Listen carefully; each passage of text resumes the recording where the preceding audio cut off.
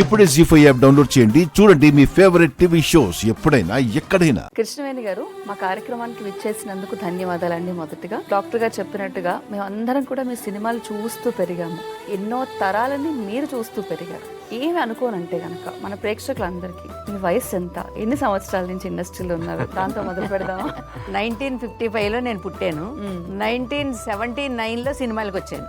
అప్పటి నుంచి నేను సినిమాలు చేస్తూనే ఉన్నా. సినిమాలు చేశాను, తర్వాత ఇప్పుడు సీరియల్ చేస్తున్నాను. ఇప్పుడు యాక్చువల్గా 70 years అంటే ఆల్రెడీ బామ్మ క్యారెక్టర్స్ లో యంగ్ అనే కనిపిస్తున్నారు. యంగ్ బామ్మ క్యారెక్టర్స్ 70 years అన్నా కూడా యాక్టివ్ బామ్మ. మరి 70 years అయినా కూడా ఈ రోజు వరకు కూడా షూటింగ్కి వెళ్తున్నారు యాక్టివ్ గా. మీ పని మీరు చేసుకుంటారు. మీ కార్ డ్రైవింగ్ కూడా మీరే చేస్తారట కదా? నేనే చేసుకుంటా. నాకు డ్రైవర్ నడిపితే కుదరదు. డ్రైవర్ పక్కన నేను ఎప్పుడు కూర్చోను. ఓకే. నా కార్ నేనే వేసుకెళ్ళాలి. నా మేకప్ నేనే చేసుకోవాలి. నాకు ఎవరు ఒక పిన్ పెట్టడానికి కూడా నన్ను టచ్ చేయకూడదు. ఓకే. ఎంత పెద్ద షూటింగ్ అయినా, సినిమా అయినా, సీరియల్ అయినా ఇంట్లో రెడీ అవుతాను. కరెక్ట్ టైం చెప్తే హాఫ్ అన్ అవర్ ముందు అక్కడ ఉంటా. అలా ఉండబట్టే ఇన్ని సంవత్సరాల నుంచి ఇండస్ట్రీలో నిలదొక్కుకోగలిగారు. ఆ పేరు కూడా సంపాదించుకోగలిగారు. మంచి పేరు ఉందమ్మ నాకు. దేవుడి దయ వల్ల ప్రొడ్యూసర్లు, డైరెక్టర్లు అందరూ కూడా నాకు చాలా చాలా హెల్ప్ చేశారు. నేనే కావాలని పెట్టుకున్న క్యారెక్టర్కి నేను న్యాయం చేయగలిగాను. అంతే. దానివల్ల వాళ్ళందరికీ ఇష్టం నేనంటే. మరి అమ్మ, మీరు ఇప్పుడు ఇన్ని తరాలను చూసేసారని చెప్తున్నారు కదా, ఇన్ని తరాలని మీరు చూడగలగడం ఒక అదృష్టం. అవును. కానీ ఇన్ని తరాల నుంచి ప్రేక్షకులకి ఎంటర్టైన్మెంట్ అందివ్వడం కూడా చాలా అదృష్టం. అలా ఉండడానికి మీ డైలీ రొటీన్ ఎలాంటి ఖచ్చితమైన రూల్స్ పెట్టుకుంటారు మీరు? రూల్స్ అంటూ ఏమి ఉండదు. నాకు ఒంటికి ఏం పడుతుంది, ఏం పడదు, ఏం తినొచ్చు, ఏం తినకూడదు అనే కండిషన్స్ మాత్రం ఉంటాయి.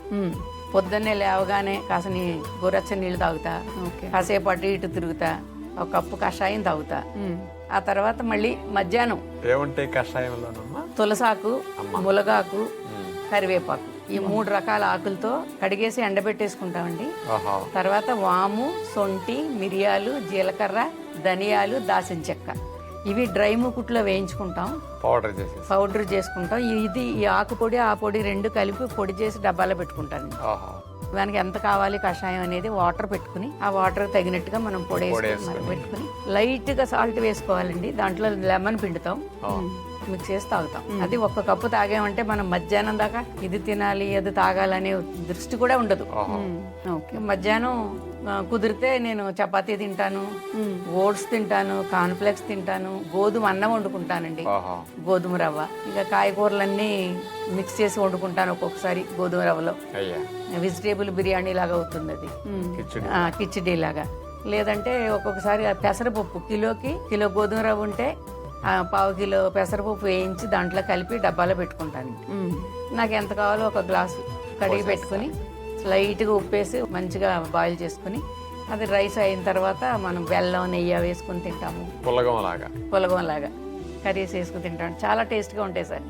అప్పుడప్పుడే వండుకొని తింటామేమో, వేడిగా వేడి మీద బాగుంటుంది. వేడిగా చాలా బాగుంటాయి. మంచిగా తింటానండి నేను. తిండి మాత్రం కడుపుని ఎప్పుడు ఆకలితో ఉంచనండి. ఆకలితో ఉంచను, మరీ ఇంకా ఫుల్గా ఏది ఉంటే కనపడిందల్లా తినను. మీరు చెప్పిన దాంట్లో అన్నం వినపడలేదు. పేరు అన్నం లేదండి అసలు. రైస్, చక్కెర ఉండదు మా ఇంట్లో. బియ్యం, చక్కెర ఇంట్లో మంచి ధాన్యాలే చెప్పారు మీరు, అందుకని బియ్యం చెప్పలేదని అది గుర్తొచ్చింది. బియ్యం ఉండవండి మా ఇంట్లో. జీ5 యాప్ డౌన్లోడ్ చేసి అన్ని ఎపిసోడ్స్ పూర్తి ఉచితంగా చూడండి.